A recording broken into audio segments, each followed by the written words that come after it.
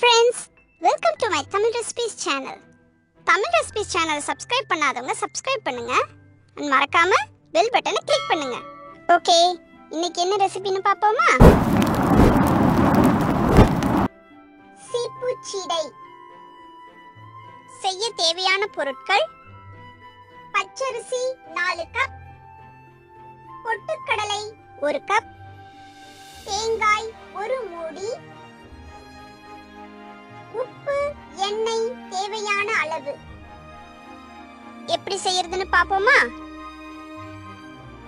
பச்சரிசியை நல்லா வாஷ் பண்ணிட்டு கொஞ்ச நேரம் ஊற வச்சிட்டு கொஞ்சம் ஊறனதும் அத நிழல்ல உலர்த்தி கொஞ்சம் ஈரப்பதம் இருக்கும் போதே அத ஈர அரிசி மெஷின்லயோ அல்லது வீட்லயோ நல்லா மாவாக்கிக்கோங்க. அரைச்ச மாவை ட்ரை பேன்ல போட்டு அடுப்புல வச்சு கொஞ்சம் கொஞ்சமா நல்ல மணல் போல வறுத்து எடுத்து சலிச்சு எடுத்து வச்சுக்கோங்க. மாவை வறுக்கிறப்போ அது செவந்தர கூடாது, அது ரொம்ப முக்கியம். அப்புறம் பொட்டுக்கடலையையும் மிக்ஸில போட்டு நல்ல பவுடர் ஆக்கி எடுத்து சலிச்சு வச்சுக்கோங்க. அதுக்கப்புறம் தேங்காயையும் துருவி பால் எடுத்து வச்சுக்கோங்க. அப்புறம் ஒரு பாத்திரத்துல அரிசி மாவு பொட்டுக்கடலை மாவு சேர்த்து உப்பு அதுல சேர்த்து கலந்து வச்சுக்கோங்க. அப்புறம் தேங்காய் பாலை கொதிக்க வச்சு நம்ம கலந்து வச்சிருக்க மாவுல ஊத்தி பிசைஞ்ச மாவை சீப்பு சீடை அச்சில வச்சு பேப்பர்லயோ அல்லது ஒரு பிளேட்லயோ நீளமா பிழிஞ்சுக்கோங்க.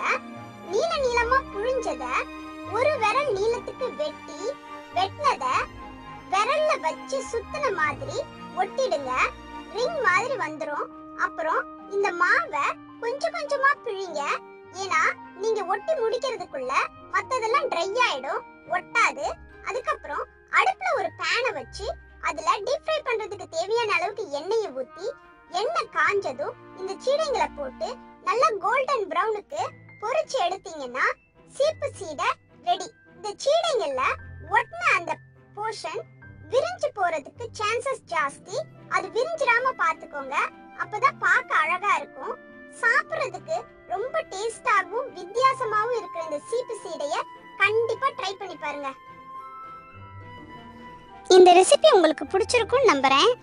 பாய் சொல்றதுக்கு முன்னாடி நம்ம தோஸ்து உங்களுக்கு ஒரு கிச்சன் டிப் சொல்றதுக்கு தயாரா இருக்கிறாரு. கேக்குறீங்களா?